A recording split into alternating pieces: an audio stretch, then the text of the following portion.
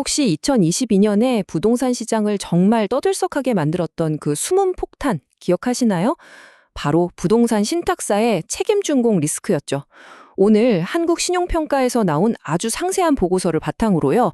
이 리스크의 진짜 모습이 어떤지, 그리고 지금 상황은 또 어떤지 한번 깊숙이 파헤쳐 보겠습니다. 자, 그래서 우리가 던져야 할 가장 중요한 질문은 바로 이거겠죠. 한때는 시장 전체를 집어삼킬 것처럼 보였던 이 부동산 신탁사 리스크, 과연 지금은 어디까지 와 있는 걸까요? 오늘 분석의 핵심, 바로 이 질문에서 시작합니다. 좋습니다. 그럼 이 모든 문제가 어디서부터 시작됐는지 그 뿌리부터 한번 파고 들어가 보죠. 도대체 책임준공이라는 게 뭐길래 시장의 숨은 폭탄이라고까지 불렸던 걸까요? 이 모든 이야기의 핵심은 바로 책임준공 확약형 개발신탁이라는 이름도 좀 어려운 제도에 있습니다.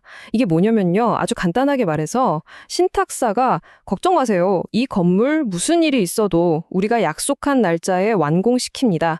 라고 보증을 서는 거예요. 공사가 늦어지거나 멈추는 그런 위험들을 돈을 빌려준 금융기관 대신 신탁사가 전부 다 떠안는 그런 구조인 거죠.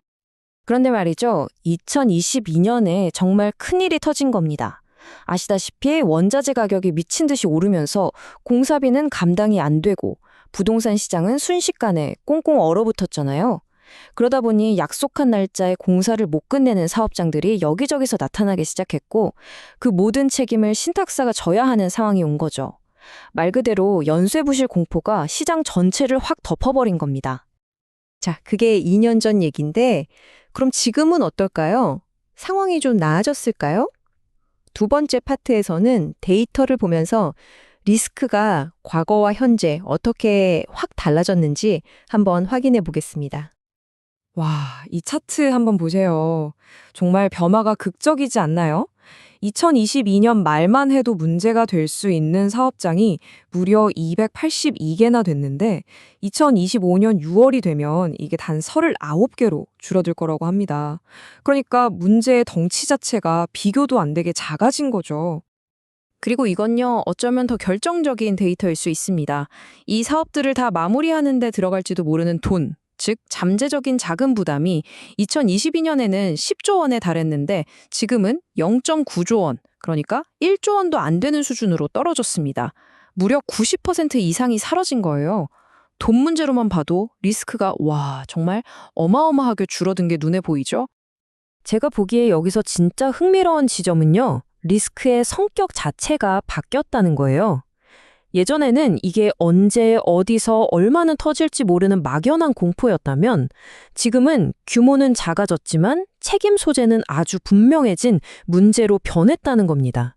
특히 최근에 법원에서 신탁사가 PF 대출 원금이랑 이자까지 싹 다 물어내라고 판결을 내렸거든요. 이게 무슨 뜻이냐면 만약 잘못되면 신탁사가 돈으로 다 물어내야 한다. 이게 법적으로도 아주 명확해졌다는 뜻입니다. 좋아요. 그럼 앞으로 터질 수 있는 잠재적인 피해 규모, 이게 과연 어느 정도일지 궁금하시죠? 그래서 전문가들이 직접 스트레스 테스트, 그러니까 일종의 압박 테스트를 진행해 봤습니다. 그 결과를 지금부터 함께 보시죠. 자, 테스트는 크게 세 가지 질문으로 이루어졌어요. 첫째, 지금 공사 중인 사업장들을 무사히 마치려면 돈이 얼마나 더 필요할까? 둘째, 앞으로 또 새로 약속을 못 지키는 사업장이 얼마나 더 나올까? 그리고 마지막 세 번째, 이게 사실 제일 중요하죠. 만약에 신탁사가 PF 대출금을 대신 갚아줬을 때 그 사업장 건물을 팔아서 과연 얼마큼이나 돈을 다시 회수할 수 있을까? 자, 첫 번째 질문에 대한 답이 나왔습니다. 현재 진행 중인 공사를 마무리하는 데 추가로 필요한 돈은 약 1,000억 원 정도로 추정됐습니다. 생각했던 것보다는 훨씬 관리 가능한 수준이라고 볼 수 있겠죠? 자, 그리고 두 번째 테스트 결과인데요. 이게 또 놀랍습니다. 숫자가 똑같이 나왔어요. 앞으로 1년 안에 새로 부실이 발생할 가능성이 있는 사업장 규모 역시 약 1,000억 원. 그러니까 새로운 부실이 막 쏟아져 나올 위험은 현재로선 낮아 보인다는 겁니다. 자, 이제 정말 하이라이트입니다. 가장 중요하고 또 가장 궁금했던 마지막 테스트죠. 현재 공사 기한을 못 지킨 사업장의 PF 대출금이 총 1.6조 원이거든요. 만약 신탁사가 이 돈을 전부 다 물어줘야 하는 최악의 상황이 온다고 가정했을 때 신탁사가 입게 될 진짜 손실은 과연 얼마일까? 이겁니다. 결과부터 말씀드리면 1.6조 원을 전부 날리는 건 아니라는 겁니다. 추가로 들어가야 할 돈이 약 900억 원, 그리고 최종적으로 돌려받지 못하고 손실로 처리해야 하는 돈이 약 2,900억 원으로 추정됐어요. 왜냐고요? 이게 핵심인데 신탁사가 일단 대출금을 대신 갚아주고 나면 그 부동산 소유권이 넘어오잖아요? 그걸 팔아서 돈을 대부분 회수할 수 있기 때문이죠. 자, 그럼 이 모든 분석을 종합했을 때 최종 결론은 뭘까요? 가장 우려했던 시스템 리스크, 이걸로 번질 가능성이 정말 있는 걸까요?